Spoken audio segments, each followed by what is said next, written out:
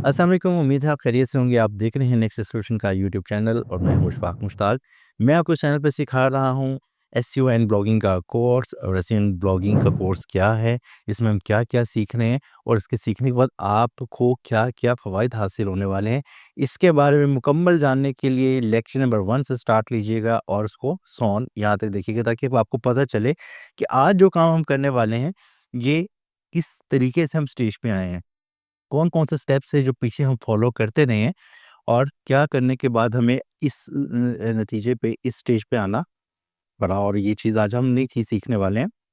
हम कोई भी वेबसाइट बनाते हैं, हम अपनी लाइफ में अगर आप एग्ज़ाम्स की बात कर लें, एग्ज़ाम में आप प्रिपरेशन करते हैं और अगर आप एग्ज़ाम दिए बगैर ही ये कह दें कि मैं बहुत एक अच्छा शार्प स्टूडेंट हूँ, मेरा ये सब्जेक्ट मास्टर हूँ मैं सीएस का। लेकिन जब तक आप किसी परीक्षा में, किसी इम्तिहान से गुज़र नहीं जाते, आपको जज नहीं किया जाता, आपको पता ही नहीं चलेगा कि आप एक्चुअली किस पोज़ीशन पे हैं। तो इसलिए आपको किसी इम्तिहान से गुज़रना पड़ेगा, आपके सामने उसके रिज़ल्ट्स आ जाएँ, तो आपको पता चल जाएगा कि मेरी किस सब्जेक्ट में डेफ़िशिएंसी है और किसको मुझे इम्प्रूव करना है। तो इसी तरीके से हम जो एसईओ की गुण सीख रहे हैं, मल्टीपल एस्पेक्ट को सीख रहे हैं, इसी को जाँचने के लिए, इसको भी टेस्ट करने के लिए कि हमने जो काम किया, उससे हमें क्या फ़ायदा हुआ, हम किस पॉइंट पे खड़े हैं और हमें आगे इसमें इम्प्रूवमेंट कैसे लेकर आनी है। तो ये सारी चीज़ें आज के लेक्चर में हम कवर करेंगे। तो अगर आप हमारे लेक्चर्स देख रहे हैं और चाहते हैं कि आप मज़ीद इस तरीके की इन्फॉर्मेटिव लेक्चर्स अटेंड कर सकें, सेशंस अटेंड कर सकें, तो चैनल को सब्सक्राइब कर दीजिएगा। सवालात हों तो कमेंट सेक्शन में कीजिएगा और बेल आइकन तो मस्ट दबाइएगा ताकि आपको टाइमली पता चल सके नए लेक्चर्स की अपडेट्स के बारे में। तो लेक्चर का आगाज़ करते हैं और सीखते हैं कि आज हमने जो परीक्षा वाली बात की है, इसमें हम अपनी साइट को कैसे परखेंगे। अपने साइट के टेस्ट के लिए हमें बहुत सारे टूल्स मिल जाते हैं जो हमारी साइट को क्रॉल करते हैं। अगेन क्रॉलिंग क्या होती है ऑलरेडी हम सीख चुके हैं और इसको देखने के लिए अगर आपको नहीं मालूम तो गुज़िश्ता लेक्चर्स देखिएगा, डिटेल में इसके बारे में बताया गया है। तो टूल्स क्रॉल करते हैं, क्रॉल करने के बाद हमारी साइट की जो ट्रैफ़िक है, उसकी जो स्टैट्स हैं, उसकी जो रेटिंग है, उसकी जो अथॉरिटी है, उसके बैकलिंक्स हैं, उसके रेफ़रेंस डोमेन्स हैं, इसके बारे में हमें मालूमात फ़राहम करते हैं। तो हम सबका प्राइमरी टारगेट क्या है कि हमारी साइट पे ट्रैफ़िक आए। ट्रैफ़िक आएगी तो ट्रैफ़िक को इवैल्यूएट कैसे करना है कि कितनी ट्रैफ़िक आई। फॉर एग्ज़ाम्पल अगर आपने जज ही नहीं किया कि आपकी साइट पे कितनी ट्रैफ़िक आई है, आप ब्लॉगिंग किए चले जा रहे हैं, अपने 100 ब्लॉग्स, 200 ब्लॉग्स पब्लिश कर दिए और आपको अंदाज़ा ही नहीं है आपकी साइट पे ट्रैफ़िक कितनी है, आपकी कौन से आर्टिकल्स हैं जो रैंक हो रहे हैं, कौन से आर्टिकल्स हैं जो अच्छी ट्रैफ़िक नहीं रैंक कर पा रहे और कुछ ऐसे आर्टिकल्स भी होंगे जो ज़ीरो ट्रैफ़िक पे होंगे। तो आप इनको इवैल्यूएट करेंगे, लर्न करेंगे, इम्प्रूव करेंगे, यही आपकी इम्प्रूवमेंट आपको फर्दर अपनी साइट को ग्रो करने में मदद देगी। टूल्स बहुत सारे मौजूद हैं एचआरईएफएस, सेमरश, बट आज के लेक्चर हम करेंगे गूगल सर्च कंसोल का और इसके एंड पे हम ये भी सीखेंगे कि हमें किस चीज़ को फॉलो करना है। तो गूगल सर्च कंसोल क्या है? अगेन गूगल की ही एक प्रोडक्ट है। गूगल का ये एक टूल है जिसमें आप अपनी साइट को लिंक कर देते हैं और आपकी साइट पे आने वाली ट्रैफ़िक वो किसी भी सोर्स से हो, उसके बारे में आपको मालूमात फ़राहम करता है। और इंडेक्सिंग के बारे में भी आपको इन्फॉर्मेशन मिल जाती है कि आपके कौन से आर्टिकल्स हैं जो इंडेक्स हुए हैं और जो नहीं हुए, रीज़न्स के साथ।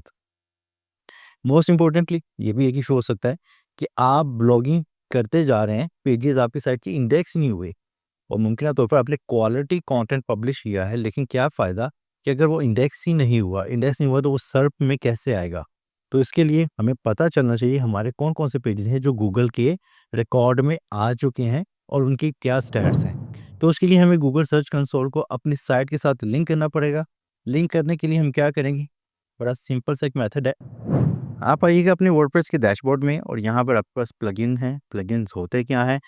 कौन-कौन से प्लगइन हमें चाहिए थे, प्लगइन कितने इंस्टॉल करने चाहिए, अगेन इसका लेक्चर हम कवर कर चुके हैं ऑलरेडी, उसको लाज़िम देख लीजिएगा ताकि आपको प्लगइन्स के बारे में नो हो सके। हम प्लगइन्स में आते हैं, ऐड न्यू प्लगइन करते हैं और एक प्लगइन जिसका नाम है साइट किट बाय गूगल, हम इसको सर्च करते हैं और इसको सर्च करने के बाद ये आपके सामने ये आ जाएगा और आपको इस साइट किट से रिलेटेड और भी बहुत सारे को प्लगइन मिल जाएंगे, इन्होंने साइट किट लाइक नाम रखा होगा, जैसे घोस्ट किट है, गूगल किट है, साइट किट भी आपको कहीं पे मिल जाएगा और वो इम्पोर्ट टेम्पलेट की भी होती हैं। तो आप जब भी कोई प्लगइन जो है इंस्टॉल करें तो उसका ये देख लीजिए कि यदि करें कि इसका ऑथर कौन है, इसका डेवलपर कौन है, इसको किसने पब्लिश किया है। तो ये आपको नज़र आ गई, ये बाय गूगल है। इंस्टॉल नाउ का बटन पे दबाइएगा। इंस्टॉल के बाद एक्टिवेट कीजिएगा, फिर इसकी ऑप्शंस में जाके हम देखते हैं कि हमने अपनी साइट की एक्सेस देनी है गूगल को। हमारी साइट सिक्योर है, प्राइवेट है और इसको कोई भी एक्सेस नहीं कर सकता जब तक हम उसको एक्सेस ग्रांट ना करें। ये बिल्कुल ऐसे ही है, आप फेसबुक या कोई ऐप अपने मोबाइल में इंस्टॉल करते हैं तो इंस्टॉलेशन के बाद वो आपसे पूछता है कि मुझे फ़ोन बुक की एक्सेस चाहिए, मुझे कैमरा, माइक की एक्सेस चाहिए। उस ऐप के जो फीचर्स होते हैं वो उसी से रिलेटेड आपसे एक्सेस डिमांड करते हैं। आप एक्सेस ग्रांट करते हैं तो वो अ, ऐप आपके लिए ऑपरेशनल हो जाती है, आपके लिए काम करती है। तो इसी तरीके से हम गूगल सर्च कंसोल को एक्सेस देंगे कि आप हमारी साइट के साथ लिंकेज बना सकें। तो इसके लिए जैसे हमने प्लगइन को एक्टिव किया, साइड बार में, डैशबोर्ड की साइड बार में हमारे पास साइट किट का ये आपको एक फ़ील्ड नज़र आ गई है, ऑप्शन नज़र आ गई है, इस पे क्लिक कीजिएगा और इस इंटरफ़ेस पे आप अपनी साइट का साइन इन करके लॉगिन कर सकते हैं। साइन इन विद गूगल कीजिएगा और इसमें वही ईमेल एड्रेस ऐड कर दीजिएगा जिस ईमेल एड्रेस से आपने अपनी डोमेन को लॉगिन किया हुआ है। Right, understand? वो कैसे पता चलेगा आपको? आप अगर होस्टिंगर से लॉगिन कर रहे हैं या किसी भी होस्टिंग के प्लेटफ़ॉर्म से उसको लॉगिन कर रहे हैं तो आपने वर्डप्रेस जिस आईडी से इंस्टॉल किया है या डब्ल्यूपी एडमिन जिस आईडी से लॉगिन करते हैं वो यहाँ पे आप साइन इन कर लीजिएगा। आप साइन इन कीजिएगा, उसके बाद सिंपल से स्टेप्स हैं, एक्सेस ग्रांट कीजिएगा, नेक्स्ट, नेक्स्ट एंड आपका कॉन्फ़िगरेशन हो जाएगी। अब कॉन्फ़िगरेशन जैसे ही आपकी हो जाएगी तो उस कॉन्फ़िगरेशन के बाद आपके डैशबोर्ड पे आपको नज़र आएगा, वो कहेगा कि मुझे 42 72 आवर्स चाहिए ताकि मैं आपका डाटा फेच करके आपको दिखा सकूँ। साइट किट को आपको इंस्टॉल कब करना है, इसके लिए ये लाज़िम ज़हन में रखिएगा, इसको इंस्टॉल करने का राइट वक़्त वो होगा, कर तो आप किसी भी स्टेज पे सकते हैं, कोई ऐसा इश्यू नहीं है। लेकिन शुरू में हमने सीखा था कि जब हम साइट बिल्ड कर रहे होते हैं, हमने वो ब्लॉगिंग करनी होती है, डमी पेजेज़ होते हैं, डमी पोस्ट होती है, तो हम सेटिंग्स में जाके इसको डिस्करेज कर देते हैं कि आप हमारी साइट को गूगल को कि इंडेक्स मत करें। तो इस तरीके से जब हमारी साइट बिल्ड हो जाती है, हमें लगा कि हमने तमाम काम कंप्लीट कर लिए, कुछ 15-20 ब्लॉग्स हमने पब्लिश कर दिए। पब्लिशिंग के बाद हम उस चेक को रिमूव करते हैं और वो चेक यहाँ पे आप देख सकते हैं सेटिंग्स और रीडिंग में और यहाँ पे आप इसको अनचेक कर दीजिएगा, ठीक है? मैं इसको फ़िलहाल चेक कर देता हूँ ताकि डिस्करेज किया जाए कि हमारी साइट को इंडेक्स मत करें। नेक्स्ट, जब आपने अपनी साइट बिल्ड कर ली, कुछ ब्लॉगिंग 15-20 कर दी, उसके बाद आके डिस्करेज को अनचेक करके सेव कर दीजिएगा। Google search console site kit का प्लगइन इंस्टॉल कीजिए, अपनी साइट को कनेक्ट कीजिए। अब कनेक्ट करने के बाद मुमकिन तौर पर शायद 1 दिन, 2 दिन या कम टाइम भी लग सकता है कि वो आपका तमाम साइट का डाटा फेच करे और आपको डैशबोर्ड में दिखा सके। अब डैशबोर्ड में जब आप ये इंस्टॉल हो जाएगी तो इसी साइट किट में आपको डैशबोर्ड में विजेट्स नज़र आ जाएँगे जो आपको साइट की कीवर्ड्स, ट्रैफिक के बारे में यहाँ पे आपको डैशबोर्ड में मालूमात फ़राहम कर रहे होंगे। और उसका नीचे सोर्स लिखा होगा कि ये एनालिटिक्स से आया है और सर्च कंसोल से आया है। अब दोनों चीज़ों को इंशाल्लाह आज के लेक्चर में हम कवर करने वाले हैं। अब साइट किट को जब आप ये इंस्टॉल कर लेंगे और आपका डाटा सिंक हो जाएगा, आप सर्च कंसोल पे चले जाएँगे तो सर्च कंसोल कुछ आपको ऐसा दिख रहा होगा। अब ये सर्च कंसोल क्या है, ये आज हमने कवर करना है। ये क्या-क्या इन्फॉर्मेशन प्रोवाइड करता है, हमारे लिए क्यों यूज़फुल है, कैसे यूज़ करना है, ये सब चीज़ें लर्न करेंगे। सबसे पहले इसके इंटरफ़ेस पे देखिएगा, यहाँ पे आपको एक ड्रॉप डाउन नज़र आ रहा है, जहाँ पे आप अपनी डोमेन्स, अगर एक आईडी पे आपके मल्टीपल डोमेन्स हैं, तो आप उस आईडी के साथ लिंक्ड डोमेन को एक ही अकाउंट में दे सकते हैं। आपको सिंपल जस्ट ड्रॉप डाउन करना है और अपनी अवेलेबल जो भी डोमेन्स हैं, जिनकी एक्सेस आपके पास है, वो यहाँ पे आपको शो हो जाएँगी। इसका मतलब ये हुआ कि आपको एक ही इंटरफ़ेस पे, एक ही अकाउंट के साथ मल्टीपल डोमेन्स को एक ही वक़्त में एक्सेस करने का मौका मिल जाता है। ये नहीं है कि आपको दूसरी स वेबसाइट को देखना तो अगेन दूसरा अकाउंट से आप लॉगिन करके उसका सर्च कंसोल ओपन कीजिए, तो ये एक अच्छी एक ऑप्शन है। इसमें आप अपनी तमाम प्रॉपर्टीज़ को, जो आपके एसेट्स होंगे वो एक ही जगह पे आपको नज़र आ जाएँगे, आप उनको एक्सेस कर सकेंगे। इसके साथ यहाँ पे आपको इंस्पेक्ट यूआरएल की एक सर्च बार नज़र आ रही है, जिस पे आप अपने साइट का कोई भी यूआरएल ऐड करके उसका स्टेटस जान सकते हैं। फॉर एग्ज़ाम्पल मैं अगर ट्राई करूँ, तो मैं यही यूआरएल को कॉपी करता हूँ और इस यूआरएल को यहाँ पे पेस्ट करके एंटर करता हूँ। तो ये गूगल की डेटाबेस से मेरी साइट का रिकॉर्ड निकालता है और बताता है टिक का निशान के साथ, उसने कहा URL is on Google, page index है। इट मीन्स कि we need not to worry, मामला इस यूआरएल का ओके। आप अपने मल्टीपल पेजेस को वन बाय वन भी चेक कर सकते हैं, बट इन केस के आपके पेजेस ही बहुत ज़्यादा हैं, ब्लॉग्स बहुत ज़्यादा हैं, तो ये काम आपके लिए करना मुश्किल हो जाएगा। ये तब आपने करना है जब आपने स्पेसिफिक किसी की यूआरएल का स्टेटस चेक करना है। नेक्स्ट, ओवरव्यू में आ जाएँगे आप, और ओवरव्यू में आपको इस साइट के बारे में कोई थोड़ी-सी मालूमात मिल रही होगी, लाइक उसकी परफ़ॉर्मेंस क्या है, उसकी वेब सर्च क्लिक्स कितने मिले, 378 क्लिक्स मिले हैं, ये ग्राफ़िकल रिप्रेजेंटेशन है, ये आपको बता रहे हैं कि किस डेट को कितने इम्प्रेशन से, कितने क्लिक्स से। तो ये सारा डाटा है, इसके बारे में डिटेल में अगली जो परफ़ॉर्मेंस का जो टैब है, इसमें हम लर्न करेंगे। नीचे इंडेक्सिंग के हवाले से आपको एक ग्राफ मिल रहा है, नीचे एक्सपीरियंस के हवाले से कोर वेब वाइटल्स और एनहांसमेंट के हवाले से इन्फॉर्मेशन मिल रही है। तो समझ लीजिए आपका ओवरव्यू का एक डैशबोर्ड है, जिसमें आपकी इस साइट के हवाले से आपको बेसिक सी की इन्फॉर्मेशन प्रोवाइड की जा रही है। परफॉर्मेंस को सेपरेटली देखने के लिए आप परफॉर्मेंस पे क्लिक कीजिए। यहाँ पे आपको रियल आपकी साइट का डाटा नज़र आता है, और रियल का मतलब है वाक़ई में रियल, तकरीबन तकरीबन 99.9% आपको तकरीबन रियल डाटा मिलने वाला है, कि वो डाटा जो भी ट्रैफ़िक गूगल से आपकी साइट पे आ रही है, या किसी भी सोशल मीडिया से, किसी प्लेटफ़ॉर्म से आपकी साइट पे कोई यूज़र लैंड हो रहा है, उसकी इन्फॉर्मेशन वो आपके साथ शेयर करेगा। यहाँ पे उसने बताया कि आप यहाँ पे अपनी डेट के फ़िल्टर्स लगा सकते हैं, और इस डेट फ़िल्टर में आप देखना चाहते हैं मेरी साइट के लास्ट 7 डेज़ में, 28 डेज़ में, 3 मंथ्स में, और इस तरीके से ये जो आपके साथ डेट की रेंजेस शेयर की गई हैं, यहाँ पर आप क्लिक करके उसके बारे में मालूमात ले सकते हैं। लेकिन अगर आप किसी स्पेसिफिक पीरियड में देखना चाहते हैं, तो नीचे आपके पास कस्टम की ऑप्शन है। आप किसी स्पेसिफिक डेट्स के दरमियान में भी देखना चाहें, तो अपनी साइट का स्टार्ट देख लेते हैं। फिलहाल मैं इसी को लास्ट 3 मंथ्स पे क्लिक करता हूँ और अप्लाई का बटन दबाता हूँ। उसने मुझे बताया कि आपके लास्ट 3 मंथ्स में 378 क्लिक्स इस पे मिले, और ये डेफ़िनेटली आपकी वेबसाइट पे मुख्तलिफ हो सकते हैं, सेम नहीं होंगे। ज़ाहिर बात है, जैसे ही आपकी साइट के लिंक्स बिल्ड होंगे, जितनी साइट की एसईओ अच्छी होगी, जितनी साइट की इंडेक्सिंग हो रही होगी, और आपका ब्लॉग अच्छा होगा, कंटेंट अच्छा होगा, उसकी बुनियाद पर आपको ये क्लिक्स वगैरह मिलेंगे। इंप्रेशंस क्या होते हैं?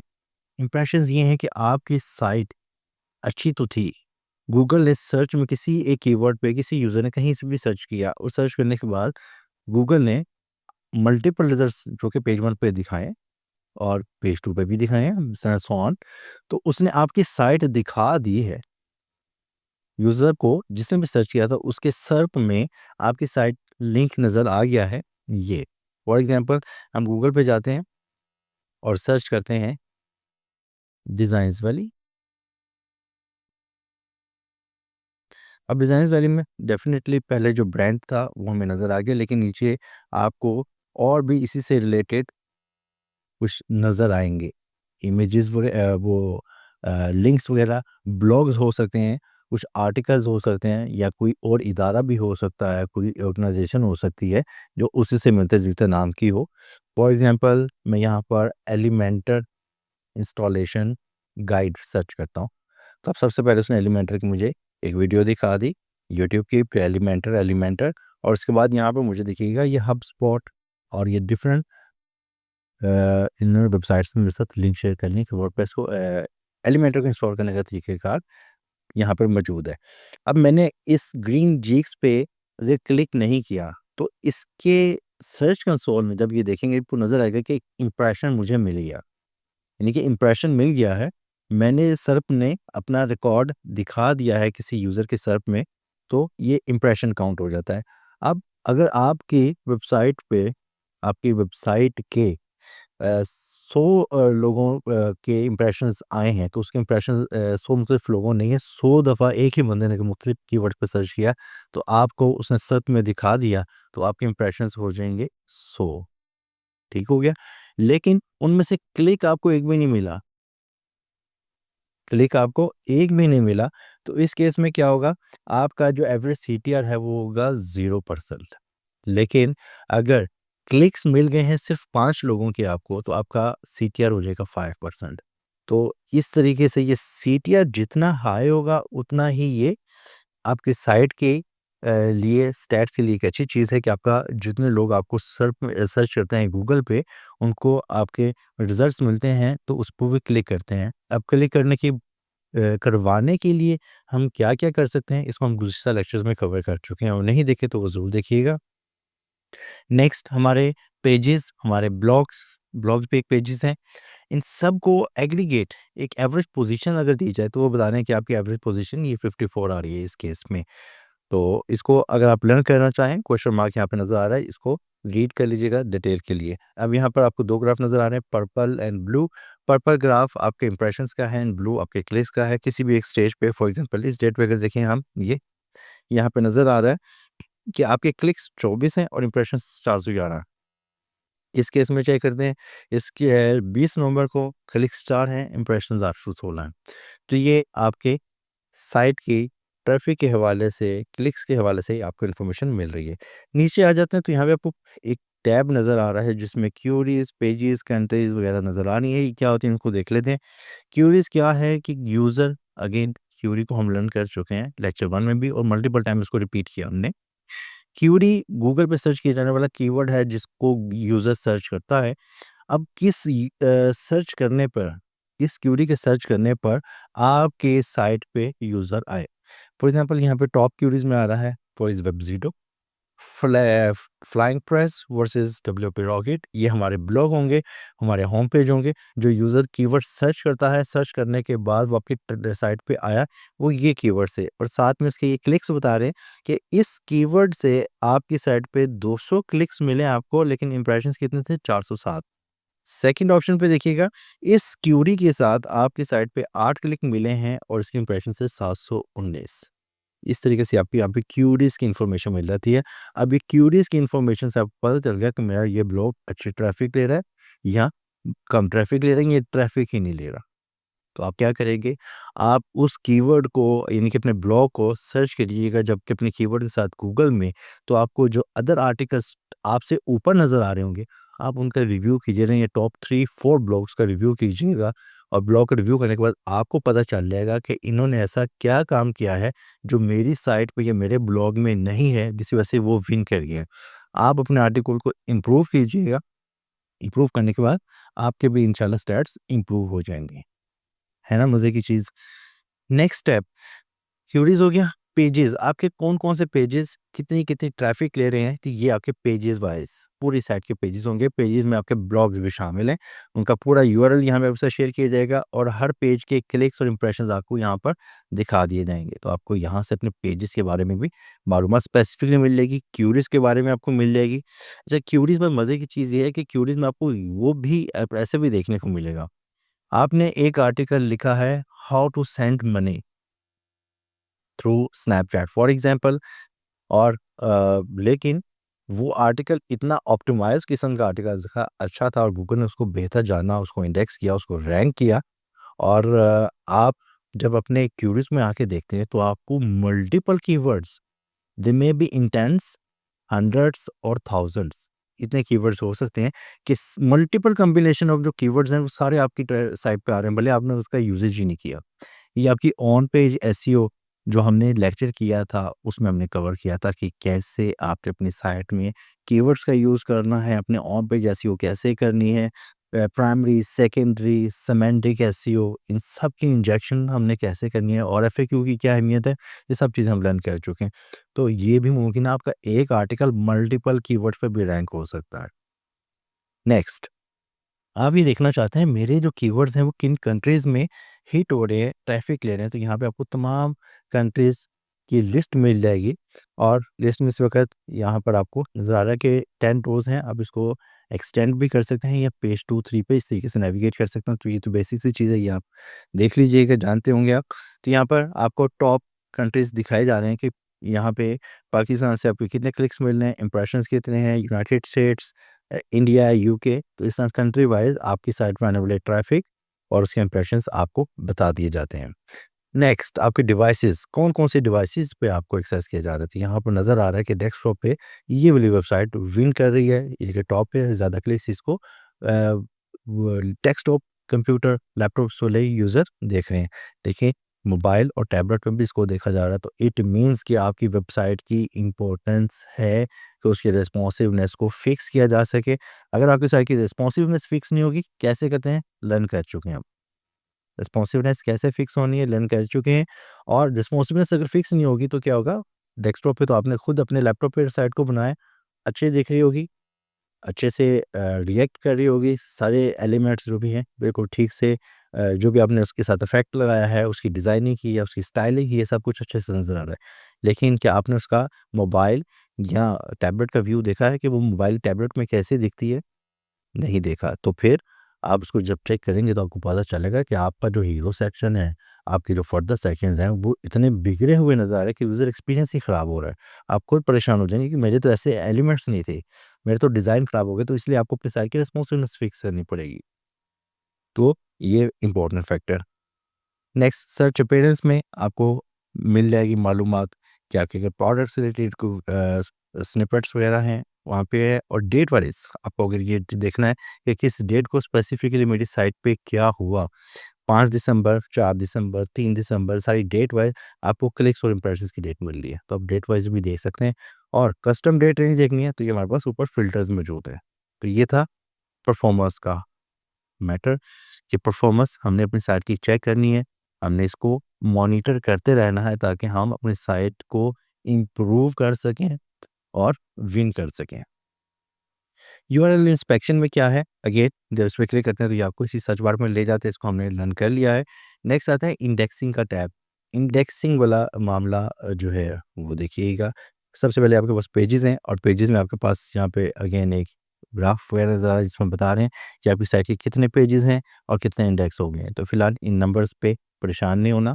ये एक केस और है, इसमें इंशाल्लाह फिर किसी लेक्चर में डिस्कस करेंगे कि ये कैसे हुआ कि इतने ज़्यादा पेजेज़ हैं जो इंडेक्स नहीं हुए। और अगर आप जानना चाहते हैं इन डिटेल तो इसके लिए कमेंट ज़रूर कीजिएगा, मैं इंशाल्लाह इसके ऊपर आपको लाज़मी गाइड करूँगा। तो फिलहाल आपके 20 पेजेज़ होंगे, 25 पेजेज़ होंगे, कोई भी नंबर ऑफ पेजेज़ आपके होंगे, उसमें से इंडेक्स हुए हैं 15, तो आपको यहाँ पे 15 नज़र आ जाएगा कि आपके 25 पेजेज़ हैं और 25 में से 15 इंडेक्स हो गए हैं, 10 नहीं हुए। जो 10 नहीं हुए उसकी डिटेल क्या है? क्यों नहीं हुए? परेशान नहीं होना, नीचे डिटेल भी बता रहा है खुद गूगल आपको कि क्या वजह थी कि आपके पेजेस इंडेक्स नहीं हो पाए? नंबर ये आपसे ये वजूहात मल्टीपल हैं। मुमकिन तौर पर आपके केस में 1 वजह हो, 2 हो, 3 हो, कुछ भी हो सकती है, लेकिन मेनली इनमें से कुछ होगा। फॉर एग्ज़ाम्पल आपने एक पेज बनाया और उसके बाद उसको डिलीट कर दिया, उसने क्रॉल कर लिया था गूगल ने, या आपने उसका स्लग चेंज कर दिया, उसका टाइटल चेंज कर दिया आपने, तो इस केस में क्या होगा? गूगल कहेगा कि मुझे तो ये पेज मिले ही नहीं। या आपने डिलीट कर दिया उसको, तो उसको जब पेज नहीं मिले 404 नॉट फाउंड का एरर उसको आ गया, तो वो कैसे इंडेक्स करेगा उसको? तो इस वजह से आपके ये इतने पेजेस, कोई भी नंबर ऑफ पेज हो सकते हैं, वो आपके इंडेक्स नहीं हो पा रहे हैं। नेक्स्ट ये हो सकता है no index tag. No index tag के बारे में हम लर्न कर चुके हैं। नो इंडेक्स मतलब कि आपने ही रिक्वेस्ट की किसी एक स्पेसिफिक पेज पे या किसी ब्लॉग पे कि इसको इंडेक्स नहीं करना। हमने अभी कुछ देर पहले अपनी पूरी साइट को ही नो इंडेक्स कर दिया ताकि हमारी नो इंडेक्स करें। तो आपके कुछ पेजेस, ब्लॉग्स ऐसे हो सकते हैं जिसमें नो इंडेक्स का टैग लगा है जिसको आपने रिमूव नहीं किया है, या आपकी साइट अभी भी उस फ़ेज़ में गुज़री है। आप मुमकिन तौर पर उसने कुछ स्क्रॉलिंग की और आपने कुछ देर के बाद डिस्करेज पे लगाया, तो इस केस में भी उसको नो इंडेक्स का टैग मिलेगा और वो इंडेक्स नहीं कर पा रही, तो आपको इसको फ़िक्स करना पड़ेगा। सर्वर के एरर भी हो सकते हैं, सर्वर रिस्पॉन्सेज़ हो सकते हैं, 500 एरर है, 512 कुछ भी एरर हो सकता है। और इसमें वो बता रहे हैं कि सर्वर ने रिस्पॉन्ड नहीं किया, उनको कुछ ऐसा इश्यू। और फॉरबिडन प्राइवेट पेजेस अगर आप अपने साइट पे बनाते हैं, पासवर्ड प्रोटेक्टेड बनाते हैं, जिसको यूज़र वो ही देख सकेगा जिसके पास एक्सेस है, तो गूगल के पास उस चीज़ की एक्सेस नहीं होगी, तो इसलिए उसने फॉरबिडन के केस में इसको डाल दिया। तो आप देखिएगा इंटेंशनली ऐसा आपने किया है तो गुड है, और अगर आपसे हो गया है तो फिर आप इसको फिक्स कर लीजिएगा। कुछ पेजेस हैं जो रीडायरेक्शन में आ रहे हैं। रीडायरेक्शन क्या होती है कि आपने कहा कि जब कोई यूज़र हमारी इस साइट पे के कॉन्टैक्ट पेज पे लैंड हो, तो कॉन्टैक्ट पेज हमने जो अपनी साइट पे बनाया था उसकी बजाय इसको रीडायरेक्ट करने हमारे गूगल कैलेंडर पे, कि वहाँ पर हमारे साथ अपॉइंटमेंट अगर फिक्स करना चाहिए, वो टूल्स मौजूद हैं, कैलेंडली है। वहाँ पर अपॉइंटमेंट बुक करना चाहे, वहाँ पर आके वो हमसे राब्ता कर ले। तो वो रीडायरेक्शन होती है कि आप रैंक मैथ से भी कर सकते हैं। रैंक मैथ में भी ऑप्शन होती है कि इस यूआरएल को, स्पेसिफिक यूआरएल को रीडायरेक्ट कर दे किसी दूसरे यूआरएल पे। और ये चीज़ हमने लर्न की थी लेक्चर नंबर 3 में भी, जिसमें हमने लर्न किया था एक्सपायर्ड डोमेन्स क्या होती हैं और एक्सपायर्ड डोमेन्स को रीडायरेक्शन के लिए भी इस्तेमाल किया जा सकता है। तो वो भी देख लीजिएगा। और 400 इशू, ये 400 नॉट फाउंड वाले इश्यूज हैं। और इसके साथ एक्स एक्स का मतलब है कि 400 टेम्परेरी और परमानेंट, 40 400 404 401 23। तो इस तरीके से ये मल्टीपल इश्यूज हो सकते हैं। ये एक पेज है। नेक्स्ट कैनोनियल टैग्स हैं। और कैनोनियल टैग्स क्या होते हैं? कैनोनिकल टैग्स वो होते हैं कि आपने दो पेजेस बनाए हैं, दो ब्लॉग्स हैं, बिल्कुल सेम है, आइडेंटिकल है। अब इन आइडेंटिकल में तो ये तो प्लेजरिज्म का केस बन जाएगा कि ये कॉपीराइट कंटेंट है, आपने एक साइड का डाटा उठा के किसी दूसरी साइड पे पेज पे लगा दिया है। ये दो पेजेस आपके सेम होंगे। ये नॉर्मली ऐसा भी होता है कि आपने अगर अपनी वेबसाइट का कोई पेज बनाया है या ब्लॉग लिखा है तो उसको आपने डिस्कार्ड किया, ड्राफ्ट में सेव हो गया और दोबारा उस पे बना लिया, तो उस पे आपके दोनों पेजेस के ब्लॉग्स सेम दिख रहे हैं। कुछ केसेस में आपको इंटेंशनली भी ऐसा करना पड़ सकता है कि एक आर्टिकल को आप मल्टीपल साइट पर भी लगाना चाहते हैं, लेकिन उसका फ़ायदा नहीं होगा। राइट, अंडरस्टूड सी बात है। अब क्या करना पड़ेगा? गूगल उसको माइंड भी करेगी, वो कहेगी ये तो एक ही आर्टिकल है, इसको आपने मल्टीपल जगह पे पेजेस भी बनाए हुए हैं, आर्टिकल लगाए हुए हैं। तो उसके लिए आपको क्या करना पड़ेगा? जो आपका कॉपीड एक मास्टर आर्टिकल होगा उसको आप एज इट इज़ रहने देंगे। जो आपके कॉपी आर्टिकल्स होंगे उसके साथ आप उसके हेडर में कैनोनिकल का टैग ऐड कर देंगे, जिससे गूगल को ये समझ आएगी कि ये उसका कॉपीड आर्टिकल है, तो इसको इस पे का तमाम असरात उसके मेन मास्टर आर्टिकल पे ही मूव करने हैं। तो यहाँ पे उसको कुछ एक आर्टिकल ऐसे मिला जिसके साथ कैनोनिकल टैग लगा हुआ है। और यहाँ पर नीचे आपको रीड मिल रही हैं कि कुछ आपके पेजेस हैं जो क्रॉल हो गए हैं। क्रॉल हमने कर लिए हैं, डिस्कवर कर लिए हैं, बट इंडेक्सिंग के प्रोसेस में। अब इंडेक्सिंग के प्रोसेस में चूँकि उसके पास बहुत सारा डाटा है क्रॉल करने के लिए और बहुत सारी उसके पास अभी क्यू में साइट और साइट के पेजेस, ब्लॉग्स हो सकते हैं। और उसमें कहीं न कहीं आपका भी एक नंबर अलॉट हो चुका होगा। जब आपका नंबर आएगा तो उस वक़्त वो हो जाएँगे। ये यूजुअली नई वेबसाइट आपकी होगी तो उसमें थोड़ा-सा टाइम ज़्यादा लग जाएगा, लेकिन वक़्त के साथ-साथ आपके कंटेंट की क्वालिटी भी, आपकी साइट की परफ़ॉर्मेंस की बेस पे ये आपकी जो इंडेक्सिंग है ये इम्प्रूव हो जाएगी और ये कुछ मिनट्स में भी इंडेक्स हो जाएँगे। नेक्स्ट है साइट मैप। साइट मैप के बारे में हम लर्न कर चुके हैं। साइट मैप क्या होता है? आप कोई भी वेबसाइट है उस पे जाके आप लिखिएगा /sitemap.xml। ये है आपकी साइट का मैप। लर्न कर चुके हैं हम इसको कि क्या होता है, क्या-क्या करता है, क्या इसकी इम्पोर्टेंस है, कैसे क्रिएट करना है। तो आपने इसका यूआरएल कॉपी कर लेना है और अपने साइट मैप पे आ जाइएगा। इस सर्च कंसोल के साइड में ऑप्शन में यहाँ पे आके अपना यूआरएल पेस्ट कर दीजिएगा ताकि गूगल को लिए आसानी हो डिस्कवरी की और उसकी इंडेक्सिंग की। तो गूगल इस साइट मैप पे लगे हुए पेजेस, पोस्ट, कैटेगरीज वगैरह को क्विकली लर्न कर लेगा और उसके मुताबिक ही इसकी इंडेक्सिंग स्टार्ट कर देगा। ये करने के बाद सिंपल सबमिट का बटन दबाइएगा एंड दैट्स इट। नेक्स्ट है कि आपको कुछ पेजेस आपके इंडेक्स हो गए हैं डमी आर्टिकल से, अपने डमी पेजेस से आपके उसने इंडेक्स कर लिए हैं। तो उस केस में या कुछ ब्लॉग्स ऐसे हैं जो आपने ने देखा कि अच्छा परफॉर्म नहीं कर पा रहे हैं, ज़ीरो ट्रैफिक है, मेरी साइट स्पैमी सी फील हो रही है कि वो फ़ायदा कोई नहीं है। तो अगर आप कुछ आर्टिकल्स को आप रिमूव करना चाहें, कुछ पेजेस को रिमूव करना चाहें, उसके लिए आप यहाँ पर सर रिमूवल पे आइएगा, न्यू रिक्वेस्ट पे क्लिक कीजिएगा और अपने साइट का जो भी यूआरएल होगा, टेस्ट जो भी आपका यूआरएल होगा, यूआरएल को पेस्ट करने के बाद रिमूव दिस यूआरएल ओनली का बटन दबा के नेक्स्ट कर दीजिएगा, तो आपका यूआरएल रिमूवल की रिक्वेस्ट में चला जाएगा and this might take time too. और नेक्स्ट कि अगर आपके पास कुछ वायरस हो गया, आपके साइट पे हैक हो गया और आपके साइट पे मल्टीपल पेजेस बन चुके हैं, तो उनमें कुछ ना कुछ कॉमन हो सकती है चीज़। फॉर एग्जांपल वो आपकी साइट के डोमेन एड्रेस के बाद पी से स्टार्ट हो रहे होंगे या किसी कीवर्ड के साथ स्टार्ट हो रहे होंगे और आगे सारे यूआरएल डिफरेंट होंगे। तो आप उसको अगर इस टाइप का प्रॉम्प्ट देते हैं, ये यूआरएल देते हैं, उसे कहते हैं इससे मिलते-जुलते, इस प्रीफिक्स से मिलते-जुलते जितने भी यूआरएल्स हैं सबको रिमूव कर दें। तो आप एक दफ़ा में आप अपने हज़ारों यूआरएल्स की रिक्वेस्ट को सबमिट कर सकते हैं। कोर वेब वाइटल्स क्या होते हैं, इसको हम अपनी जो साइट स्पीड की जो ऑप्टिमाइजेशन है उसमें हमने की थी, उसमें हम इसको सीख चुके हैं कि पेज स्पीड क्या होती है, इसकी क्या इंपॉर्टेंस होती है। तो यहाँ पे आपको आपकी साइट के जो वाइटल्स हैं उसके बारे में इंफॉर्मेशन फराहम की जा रही है। डिटेल में इसको लर्न कर चुके हैं कि एलसीपी क्या होता है, और लार्ज कंटेंट पेंटफुल है, और जो आपके लेआउट शिफ्ट हैं, ये सारी चीज़ों को हम डिटेल में लर्न कर चुके हैं। तो उसको हम फ़िलहाल इसको आप स्किप करते हैं, ताकि डिटेल इसकी हो चुकी है, इस वक़्त डिटेल में उस पे बात करना मेरा वक़्त नहीं हो पाएगा। एचटीटीपीएस में क्या है, ये भी हम वैसे लर्न कर चुके हैं। आपको आपकी साइट के यूआरएल्स के बारे में बता रहे हैं कि आपकी साइट पे सिक्योरिटी सर्टिफिकेट इंस्टॉल है, कितने पे मुझे मिल रहा है, कितने पे नहीं मिल रहा, नॉन एचटीटीपी यूआरएल्स कौन से होंगे। तो फिलहाल जो पेजेस हैं अवेलेबल, उन पेजेस के नॉन यूआरएल एचटीटीपीएस यूआरएल नहीं है, तो ये भी गुड है। नेक्स्ट, अगर आपकी साइट शॉपिंग से रिलेटेड है तो उससे रिलेटेड इन्फॉर्मेशन आपको यहाँ पे मिल जाएगी। और अगर आप अपने साइट के लिंक्स देखना चाहते हैं, इंटरनल एक्सटर्नल लिंक्स, उसके बारे में आपको इन्फॉर्मेशन यहाँ पे मिलने वाली है। एक्सटर्नल लिंक की डिटेल देख सकते हैं, मोर पे क्लिक कीजिएगा, आपको तमाम लिंक्स नज़र आ जाएंगे। और वापस आते हैं तो यहाँ पर आपकी जो इंटरनल लिंकिंग है उसके बारे में इन्फॉर्मेशन मिल जाएगी। अब यहाँ पर आपको वो लिंक्स भी मिल जाएंगे जो आपने अपनी साइट के लिए क्रिएट किए हैं, चाहे वो पेड हैं या फ्री हैं।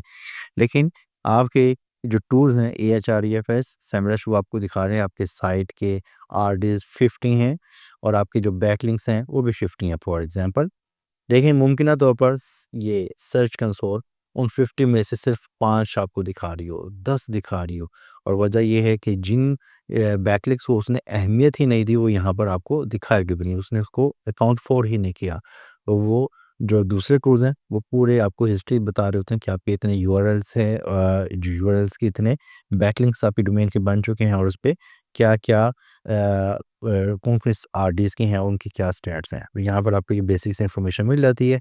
सेटिंग्स में आते हैं, सेटिंग में आपको क्या मिलता है कि आप अपनी साइट की ओनरशिप को वेरीफाई, क्योंकि हमने लिंक कर लिया तो हमें ये वेरीफाइड है। आते हैं एसोसिएशन में, अगर आप मज़ीद जो कोई डोमेन है, कोई एसेट है अपना, इसके साथ एसोसिएट करना चाहते हैं तो यहाँ पर आप इसको कर सकेंगे।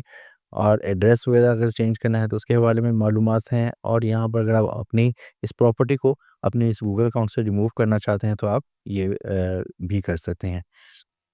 यहाँ पर एक टैब क्लोज़ था जिसके बारे में मैं बात ही नहीं कर सका, मेरी नज़र से गुज़र गया, तो ये मैंने इसको अभी एक्सपैंड किया है, सिक्योरिटी एंड मैनुअल्स का। अगर मैनुअल एक्शन का मतलब क्या है कि अगर आपने इसको भी विज़िट किया, अगर आपकी साइट इंडेक्स नहीं हो रही, तो उसकी एक मुमकिन वजह ये भी हो सकती है कि आपने कुछ ऐसी वायलेशंस की हैं जो गूगल के पॉलिसीज़ के ख़िलाफ़ हैं, तो उसके बाद उसने आपको एक पेनल्टी रेज़ की है, और उस पे वो पेनल्टी की नौइयत क्या है, उसकी बिना पर आपकी साइट डी-इंडेक्स हो सकती है, और परमानेंटली ब्लॉक भी हो सकती है, और वो वार्निंग भी हो सकती है। तो यहाँ पर आप इसको विज़िट कर सकते हैं। यहाँ पे सिक्योरिटी के इश्यूज से रिलेटेड भी आपको बता रहे हैं कि there is no security issues detected at this domain, जो आपने लिंक की हुई है। तो ये सारी इन्फॉर्मेशन थी जो हमने अपनी साइट के बारे में जानी कि सर्च कंसोल हमारी साइट की क्या-क्या इन्फॉर्मेशन प्रोवाइड करता है। ये था जी हमारा तमाम आज का लेक्चर सर्च कंसोल के बारे में। और अगर एनालिटिक्स के बारे में जानना चाहते हैं तो एनालिटिक्स का भी हम जनरली एक रिव्यू कर लेते हैं। Analytics is again a tool offered by Google. Google ने इसको ऑफ़र किया है, और आप सेम जब अपना साइट किट को इंस्टॉल करते हैं तो साइट किट आपकी सर्च कंसोल और एनालिटिक्स को सेटअप कर देती है आपके लिए। तो इसको भी हम ओपन करके देख लेते हैं कि इसमें ऐसी कौन-सी एडिशनल इन्फॉर्मेशन प्रोवाइड की जा रही है, कौन-सी डिटेल इन्फॉर्मेशन जिसकी वजह से सर्च कंसोल के अलावा इसको भी बनाना पड़ा। तो हम इसको भी ओपन कर लेते हैं। अब गूगल एनालिटिक्स पे आ गए हैं। गूगल एनालिटिक्स हमने ओपन कर लिया है, और इस पे आके हम देखते हैं ये हमारे पास डैशबोर्ड है। डैशबोर्ड में अगेन उसी से मिलती-जुलती बस थोड़ी-सी डिटेल इन्फॉर्मेशन आपको मिल जाएगी। और इस इन्फॉर्मेशन पे आपको देख रहे हैं इवेंट काउंट्स हैं, एक्टिव यूज़र्स आपकी साइट पे कितने हैं, और न्यू यूज़र कितने हैं उनमें से। तो ये इन्फॉर्मेशन आपको डिटेल में मिलेगी। नीचे उसकी ग्राफिकल रिप्रेजेंटेशन है, इसको डिटेल में आप अगर देखना चाहें तो ये सारी इस वक्त आपको कंट्री वाइज डिटेल मिल जाएगी। पाकिस्तान के, यूनाइटेड स्टेट्स, नीदरलैंड, बांग्लादेश, इन कंट्रीज़ में आपके कितने-कितने एक्टिव यूज़र्स हैं, और उनमें कितना इंक्रीज़ और डिक्रीज़ आ रहा है पिछले कुछ पीरियड से। 3 महीने का पिछले 3 महीने के साथ कंपैरिज़न, 1 महीने का पिछले 1 महीने के साथ कंपैरिज़न जो आप करते हैं और डेट सिलेक्शन आप यहाँ पर कर लेते हैं। हम क्या कहते हैं यहाँ पे रिपोर्ट्स में आते हैं, रिपोर्ट्स में आके डिटेल में देखते हैं कि हमारे पास क्या-क्या इन्फॉर्मेशंस अवेलेबल है। रिपोर्ट स्नैपशॉट में बता रहे हैं इस वक्त साइट पे एक एक्टिव यूज़र मौजूद है और वो न्यू यूज़र है। आपके साइट पे अगर न्यू यूज़र का मतलब है कि वो यूज़र रिपीटेड नहीं है, ये फर्स्ट टाइम लैंड हुआ है। तो यहाँ पर आपको अपने साइट के बारे में कुछ रियल टाइम यूज़र्स के बारे में मालूमात मिल जाती है और यहाँ पर साथ में आपको ये भी मिली इन्फॉर्मेशन कि एक यूज़र आपकी साइट पे ऑन एवरेज कितनी टाइम स्पेंड कर रहा है। तो यहाँ पर 21 सेकंड का टाइम है, 2 मिनट है और ये टाइम जितना ज़्यादा बेहतर होगा, जितना ये गुड होगा, ज़्यादा होगा, उतना ही आपकी साइट के लिए बेहतर होगा। क्योंकि गूगल को ये सेंस मिलेगी कि यूज़र यहाँ पर आया और उसने स्टे किया, इसको इन्फॉर्मेशन जो जिसके लिए इसने गूगल पर सर्च किया था, इसको इस प्लेटफ़ॉर्म से, इस वेबसाइट से अच्छी इन्फॉर्मेशन मिली है, तो इसलिए यूज़र वहाँ पर टाइम स्पेंड कर रहा है। और उसको कैसे पता चल रहा है? अगर वो बाउंस नहीं कर रहा, रिवर्ट बैक नहीं आ रहा, क्योंकि आपने ब्राउज़र भी तो क्रोम का यूज़ किया हुआ है, गूगल का ही। एनी हाउ, अब उसको पता चल गया और आपकी साइट पे कोई यूज़र स्क्रॉल कर रहा है, क्लिक करके नेविगेट करके दूसरे पेजेस पे जा रहा है, ये भी ट्रैक हो रहा है। तो ये भी इन्फॉर्मेशन आपको यहाँ पे मिल जाएगी, ठीक है? यहाँ पे आपको रीजन वाइज़ मिल जाएंगे। ये आपको डिटेल्ड इन्फॉर्मेशन प्रोवाइड कर देगी एनालिटिक्स आपकी साइट के स्टैट्स जो भी होंगे, उसमें डिटेल आपको मिल जाएगी। डिवाइसेज़ कौन से हैं, कौन-कौन से शहर के, कौन किस-किस लैंग्वेज के, किस-किस जेंडर के लोग आपके साथ ये फ्राहम कर रहे हैं। तो यहाँ पर आप इस टैब्स को यहाँ पर डिटेल में देखिएगा और इनको अपने फ़िल्टर्स वगैरह लगा के चेक कर लीजिएगा कि आपकी साइट के इसके क्या स्टैट्स हैं। बहरहाल आपको जो मेनली फ़ॉलो करना है, वो करना है सर्च कंसोल को और सर्च कंसोल इससे ज़्यादा एक्यूरेट है। यहाँ पर आपको इन्फॉर्मेशन थोड़ी-सी फ्लफ़ी मिल सकती है। आपके इन दोनों टूल्स के गूगल इन दोनों टूल्स के स्टैट्स भी मैच नहीं करेंगे। तो आपको प्रेफ़रेंस देनी है अपने सर्च कंसोल को और एनालिटिक्स को आपने सेकेंडरी पे रखना है। ये रियल टाइम पेजेस के हवाले से इन्फॉर्मेशन चाहिए होगी, यहाँ पे आपको मिल जाएगी। इस वक़्त चूँकि जो डोमेन एनालिटिक्स ही नॉर्मली हम भी यूज़ नहीं करते हैं। तो यहाँ पर इस वक़्त डाटा मौजूद नहीं है देखने के लिए, तो आप यहाँ पर अपनी साइट की डिटेल इन्फॉर्मेशन, लाइफ साइकिल, एक्विज़िशन के बारे में, एंगेजमेंट के बारे में कि कितनी क्या एंगेजमेंट मिल रही है, या एक्विज़िशन के बारे में जो भी हमने डैशबोर्ड में देखा था, ये चीज़ हमें यहाँ पे भी नज़र आ रही है। एंगेजमेंट कितनी हुई, कितनी देर हुई, कितने इवेंट्स हुए, उसकी स्क्रॉलिंग है यूज़र का, क्लिक करके नेविगेट के कहीं पे जाना है, वो सारे एक इवेंट काउंट हो रहे हैं। तो कितने इवेंट आपकी साइट पे इस पीरियड में आए हैं, तो इसको अगर हम इस तरह एक्सपैंड कर लें, तो शायद कुछ डाटा हमें मिल जाए। हम इसको 12 मंथ्स कर देते हैं ताकि कुछ डाटा बेहतर हो सके और हम देख सकें। अगेन वापस आ जाते हैं अपने रियल टाइम पेजेस पे। अब यहाँ पर भी शायद डाटा मिल जाए बट नहीं है। एक्विज़िशन में, यस, एक्विज़िशन में आपको एक्टिव यूज़र्स मिल गए पूरे पीरियड के अंदर। ये पीरियड हमने यहाँ से डिफ़ाइन किया। न्यू यूज़र्स कितने थे? ये न्यू यूज़र्स के बारे में 907 टोटल यूज़र थे। 907 में से 851 वो लोग थे जो फर्स्ट टाइम साइट पे आए थे और इन दोनों का जो डिफ़रेंस निकालेंगे तो वो रिपीटेड यूज़र थे। तो ये आपको यहाँ पे ग्राफ़िकल रिप्रेजेंटेशन मिल रही है मंथ वाइज़ कि किस मंथ में कितने यूज़र आपकी साइट पे लैंड हुए हैं। नीचे उनकी बताई जा रही है डिटेल कि कौन से यूज़र हैं जो डायरेक्ट आपकी साइट पे आए, कौन से थे जो ऑर्गेनिक सर्च करके। डायरेक्ट का मतलब है उसने एड्रेस बार में आपकी साइट का नाम डायरेक्ट सर्च किया, जो भी आपकी साइट का नाम होगा, जैसे nexussolution.com, ये डायरेक्ट हो गया। और कोई अगर गूगल में सर्च करके ट्रैफिक आपके पास आ रही है, तो वो ऑर्गेनिक सर्च होगा। और रेफरल है, ऑर्गेनिक सोशल है कि कहीं न कहीं पे आपने जो अपनी लिंक बिल्डिंग की है, वहाँ पे क्लिक करके लोग आपकी साइट पे आए हैं। ये आपको यहाँ से भी इन्फॉर्मेशन मिल जाएगी अपनी साइट के बारे में कि आपकी ज़्यादातर अपीयरेंस कैसे हो रही है। तो direct search is a good thing कि आपको लोग डायरेक्ट भी सर्च कर रहे हैं, सर्च नहीं कर रहे, डायरेक्ट एक्सेस कर रहे हैं। तो ये डायरेक्ट सर्च आपको इस तरीके से भी फ़ायदा पहुँचाती है कि गूगल को ये सिग्नल मिलता है कि ये एक ब्रांड है, अब लोग इसकी सर्चेज़ करते हैं और डायरेक्ट एक्सेस करते हैं। और आपकी डिपेंडेंसी डेफ़िनिटली फिर गूगल पे नहीं रहती अगर आपको डायरेक्ट एक्सेस मिल रही है। यहाँ पे भी अगेन आपको ये मिल रही है सेशंस बाय सेशन यूज़र्स की, और ये सेशंस की इन्फॉर्मेशन जितने सेशन स्टार्ट हुए हैं। तो ये सारी इन्फॉर्मेशन को डिटेल में ये देखिए कि सेशन वाइज़ गूगल और ये वेबसाइट्स वगैरह हैं, इन पे आपको इन के थ्रू ट्रैफ़िक मिली है। अब ये वेबसाइट्स वो हैं जहाँ पे इसके बैकलिंक्स बिल्ड हुए हैं।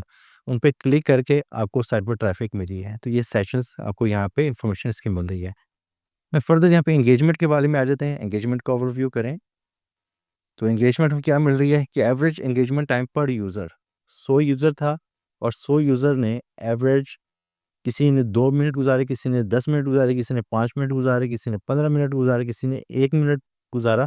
उन सबको अगर एवरेज ले लें तो वो बता रहे हैं कि 4 मिनट 20 सेकंड ऑन एवरेज एक यूज़र आपके साइट पे स्टे कर रहे हैं, और ये एक गुड नंबर है। जितना ज़्यादा ये जो आपका एवरेज टाइम पर एक्टिव यूज़र होगा, वो गूगल के लिए, उसकी सेंस के लिए एक पॉजिटिव आपकी साइट की इम्पोर्टेंस को ज़ाहिर करता है।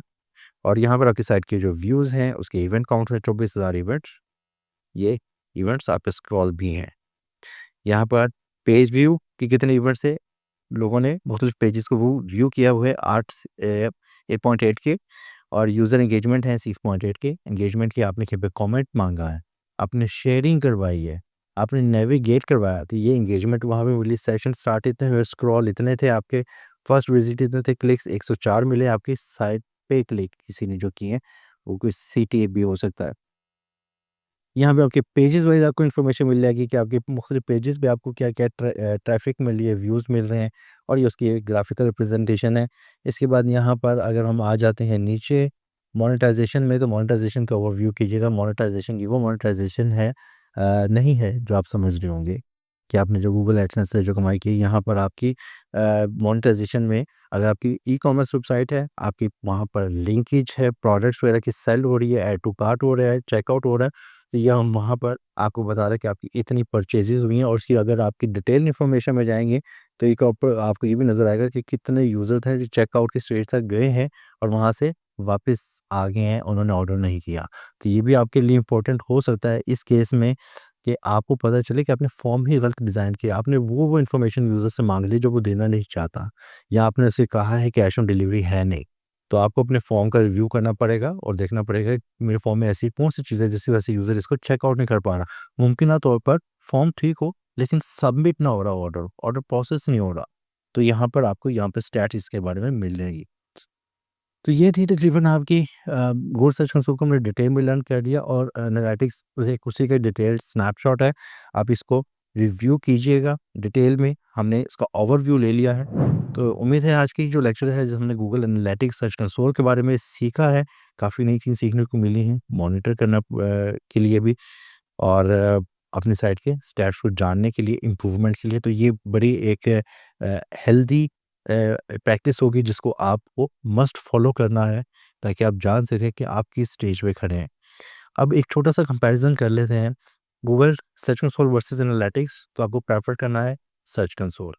अब गूगल सर्च कंसोल का कंपैरिज़न कर लेते हैं वर्सेस एचआरईएफएस एंड समरश। तो आपको किसको फॉलो करना है? Search console. क्योंकि बहुत सारे कीवर्ड्स जिसके बारे में हम लर्न कर चुके हैं, टूल्स उसको मैनिपुलेट करना को टूल्स को आसान है, वो एस्टिमेट्स पे मबनी रिजल्ट शो करते हैं। तो क्या होगा कि आप देखेंगे कि आपकी साइट की ट्रैफिक सर्च कंसोल में फॉर एग्जांपल 1000 है, लेकिन सर्च कंसोल के अलावा जो अदर टूल्स हैं, सेमरश है, एचआरईएफएस है, वो आपकी जो ट्रैफिक है वो हज़ारों लाखों में दिखा रहे हैं। तो आपने उस हज़ारों लाखों की ट्रैफिक को देख के खुश नहीं होना, आपने रियल ट्रैफिक को देखना है। बहरहाल जो लोग आपसे गेस्ट पोस्ट वगैरह चाहते होंगे, तो वो डेफ़िनेटली उनके पास वो ऑप्शन मौजूद है, तो वो आपके एक अदर ऑप्शन है जिससे आप साइट को मोनेटाइज़ कर सकते हैं, कि यूज़र ने देखा है कि यहाँ पे तो ट्रैफ़िक अच्छी है, साइट का डीआर अच्छा है, यहाँ पे गेस्ट पोस्ट लगवा देनी चाहिए, और जैसे वो स्टैट्स अच्छे होंगे, वैसे उसका रेट होगा। तो उम्मीद है ये चीज़ कंपैरिज़न वाली भी आपको समझ आ चुकी होगी। अगेन सवाल है तो कमेंट सेक्शन में कर सकते हैं, और अगर चैनल को सब्सक्राइब नहीं किया तो लाज़िम कर दें, बेल आइकन दबा दीजिएगा, और शेयर कर दीजिएगा अपने दोस्त अहबाब के साथ जो इस लेक्चर को सीखना चाहते हैं, या आप रिकमेंड करते हैं इन लेक्चर को, फ्री में आप सीख पाएँगे। तो मिलते हैं भी बहुत जल्द एक नए लेक्चर के साथ, नए टॉपिक के साथ, नए आइडियाज़ के साथ। तब तक के लिए अल्लाह हाफ़िज़।